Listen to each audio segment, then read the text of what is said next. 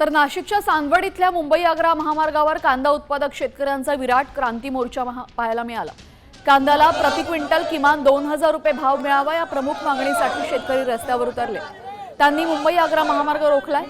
या मोर्चामध्ये ठाकरे सेनेचे नेते अंबादास दानवे, काँग्रेस प्रदेशाध्यक्ष हर्षवर्धन सपकाळ आणि राष्ट्रवादी काँग्रेस शरद पवार पक्षाचे प्रदेशाध्यक्ष शशिकांत शिंदे सहभागी झाले।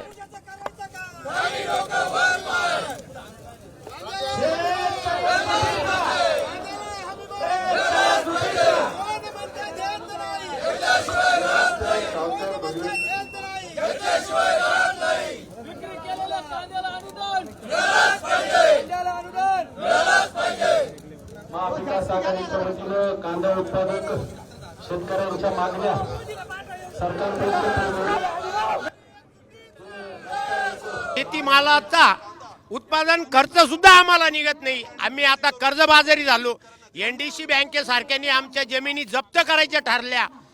अशा परिस्थितीत आमची अपेक्षा आहे की सरकारने जानेवारी महिन्यापासून तर आजपर्यंत आम्हाला किमान 2 ते 3 हजार रुपये क्विंटलचा मागचा फरक आणि आज 3000 रुपये क्विंटलनी कांदे घ्यावे ही अपेक्षा आमची आहे। सरकारने जो 1580 रुपये दर केला यामध्येही आमचा शेतकऱ्यांचा कांद्याचा खर्च निघत नाही। शेतकरी पूर्णतः देशोधडीला लागलेला आहे। त्यामुळे आज आम्ही या ठिकाणी आंदोलन करत आहोत आणि या ठिकाणी कांदा भाकरी खात आहोत। या भावामध्ये आम्ही देशोधडी लागलो। शेतकऱ्यांना आत्महत्येशिवाय आता दुसरा पर्याय राहिला नाही। या स्मिताने आम्ही तुम्हाला सांगू इच्छितो, आज आम्हाला जगावं की मरावं ही परिस्थिती शासनकर्त्यांच्या दरसोरवृत्तीच्या निर्यातीमुळे झालेले।